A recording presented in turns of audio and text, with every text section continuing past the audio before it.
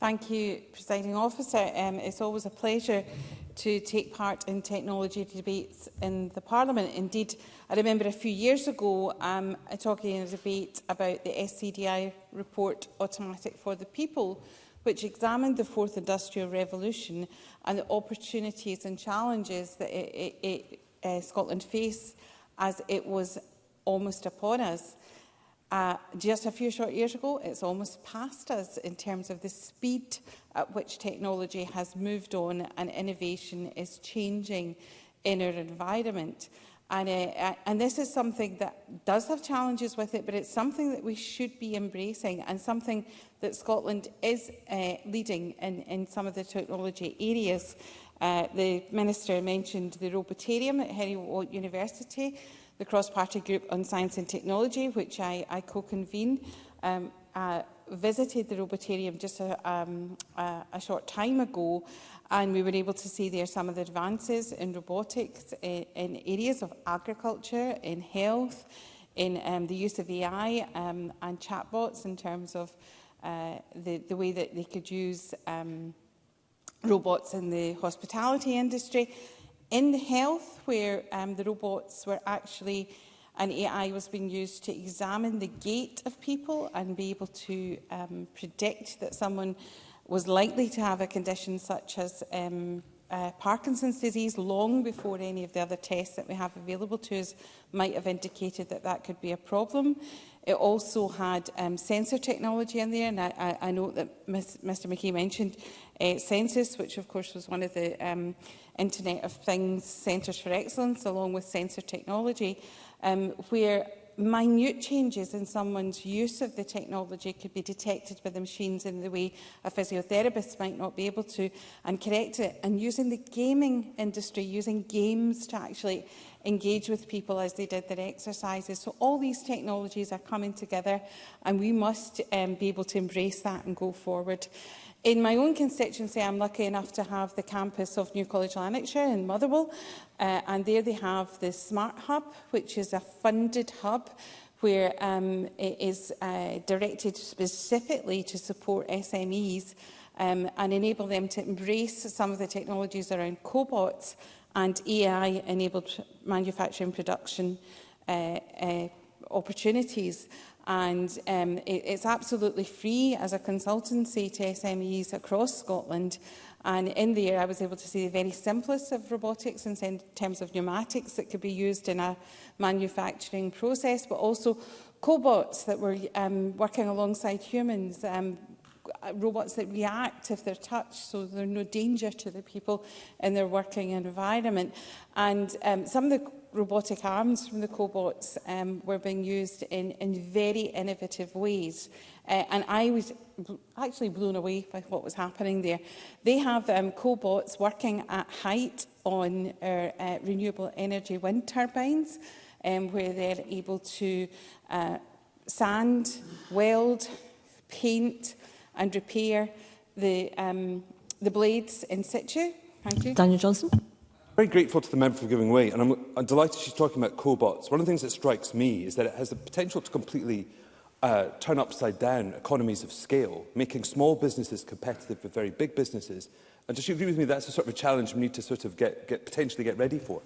Claire Adamson. Absolutely, and I think that's why the debate this afternoon is so important. So the cobots there were being used in our renewables energy. They were also being used in welding situations. And this is very important and something close to my heart, because when you have cobots working at height, it means there's not someone abseiling up there and is less likely of industrial injury and they can also work when, you know, it's maybe not safe for someone to abseil if the weather conditions are inclement and unable to be adopted by someone to do that job themselves. But they can work at height, they can work 24 hours and they can do precision welding.